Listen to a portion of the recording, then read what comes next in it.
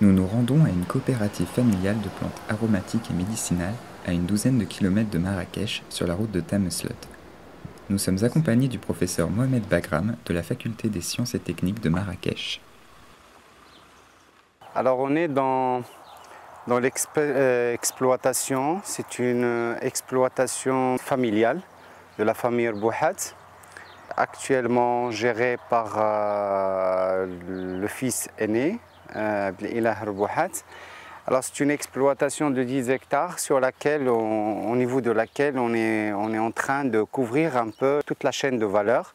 Parmi les espèces qu'on a, on a la sauge, on a le thym, on a l'origan, on a le romarin, on a l'armoise, on a le marjolaine, on a des différents menthes, mentha spicatum, mentha pylygium, mentha peperata. Voilà quelques espèces qu'on a.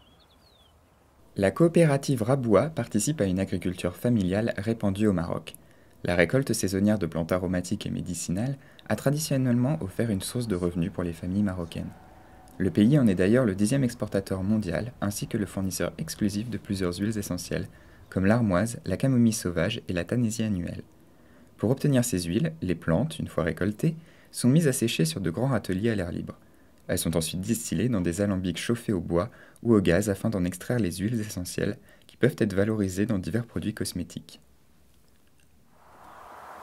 غادي نشوفوا دابا واحد السيده معنا هنايا اللي مكلفه بالتسويق اللي هي في الاصل الزوجه ديالي مكلفه بالمنتوجات هي اللي تدينا التسويق في التعاونيه وفي المعارض.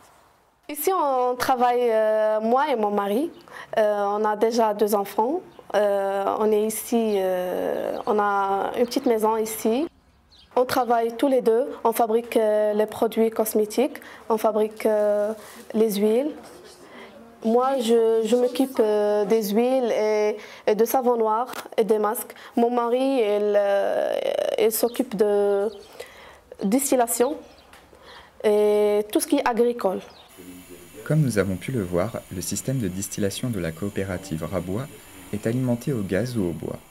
Ce système de distillation représente un coût économique important pour la coopérative familiale ainsi qu'une importante empreinte écologique. À l'initiative du plan Maroc Vert, le laboratoire eau et environnement du Centre national d'études et de recherche sur l'eau et l'énergie à l'université Kadi Ayad travaille sur un projet de distillerie à l'énergie solaire.